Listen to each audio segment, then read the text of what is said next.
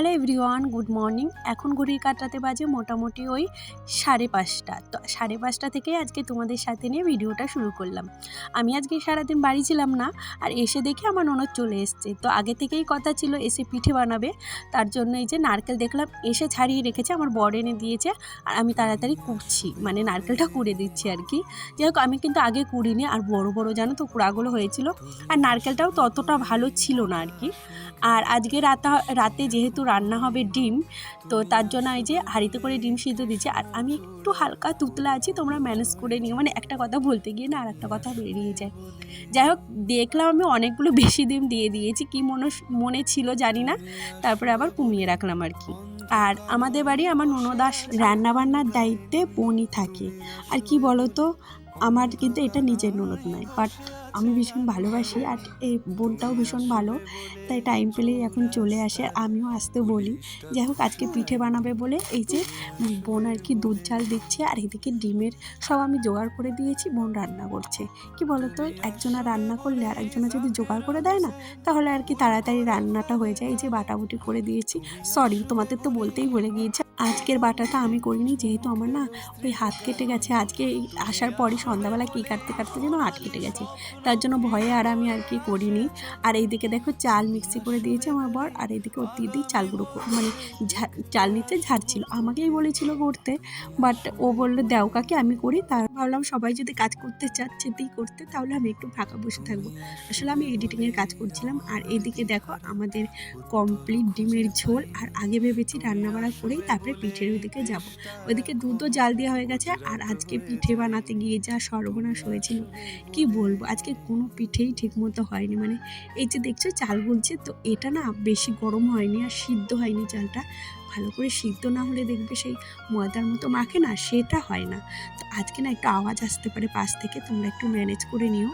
যেহেতু বাড়িতে আমার বোনরা রয়েছে, এখনও যায়নি, আর আমি না ফাঁকা জায়গা খুঁজেই পাচ্ছি না যে ভয়েস দেবো। কি বলবো, আজকে এতটা মন খারাপ না, বোনেরও মন খারাপ হয়েছিল। আজ প্রায় ওই রাত 12:30 পর্যন্ত আমরা চেষ্টা করেছি পিঠে ঠিকঠাক বানানোর জন্য, বাট কিছুই হয়নি জানো তো। এই দেখো, এই যে বানাচ্ছি তো এগুলো না একদিকে করছিলাম আর একদিকে ফেটে যাচ্ছিলো। তবে দুধে ছাড়ার পর না এগুলো কি বলবো একদম ফেটেই গেছিলো, সব বেরিয়ে গেছিলো। এতটা মন খারাপ হয়েছিল যে আমি আর ক্লিপ নিইনি জানো তো, ওই দুধে ছিঁড়ে সুন্দর করে ফুটানো। আসলে কোনো জিনিস যদি করো না, সেটা যদি ভালো না হয় না, দেখবে মনটা খারাপ হয়ে যায়। বিশেষ করে যে বানায় তার। আমরা তো ঠিক আছে বলে দিই, কেননা বোন অনেক দূর থেকে এসছে, বলেছে পিঠে বানিয়ে খাবো। সব থেকে বোনের মনই বেশি খারাপ হয়েছিল, কেননা অনেক আশা করে এসছে যে পিঠে বানিয়ে খাওয়াবো, তো সেটাই হলো না। দেখো দেখছি একদিকে চেপছে, মানে আর একদিক থেকে খুলে যাচ্ছে। যদিও আমি এখন জানো তো কুলি পিঠে বানানো মানে এই যে ভাঁজগুলো দেয় না, এখন শিখে গেছি, আগে পারতাম না। আর এই যে দুধের ভিতর দিয়ে দিয়েছে, আর কিছু ভালো ছিল এর ভিতর, তবে শক্ত ছিল, তার ভিতর থেকে কিছু তুলে নিয়েছে। আর এই দিকে দেখো এখন অনেক রাত হয়ে গেছে, মন খারাপ করে তো আর লাভ নেই, যা হবার নয় তা হয়নি। আর কিছু মানে ছিল সেগুলো আর করিনি, অল্প কটা করেছিলাম আর সব রেখেই দিয়েছিলাম।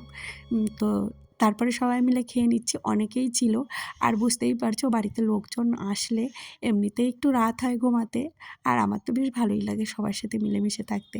এইদিকে যেটুকু ছিল ওরা আবার অল্প কটা ছড়া পিঠে বলে না, সেটা করছিল। আর এইদিকে দেখো আমাদের কমপ্লিট হয়ে গেছে রান্নাটা, মানে বারবার জাল দিচ্ছিল। আর ও প্রথমবার ছড়া কাটছে, আমিও ছড়া কাটতে পারি না আর কি। এই দেখো এইভাবে কাটছে, বেশ সুন্দর কেটেছে কিন্তু বলো, বেশ ভালোই লাগছে।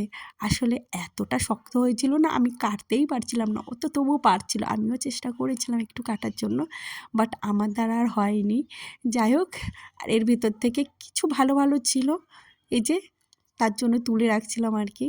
ওই দেখো দেখেছো ভেঙে গেছে কত। যাই হোক, মনটা তো ভীষণ খারাপ হয়ে গেছিলো। ঘড়ির কাটাতে বাজে মোটামুটি ওই 1:45।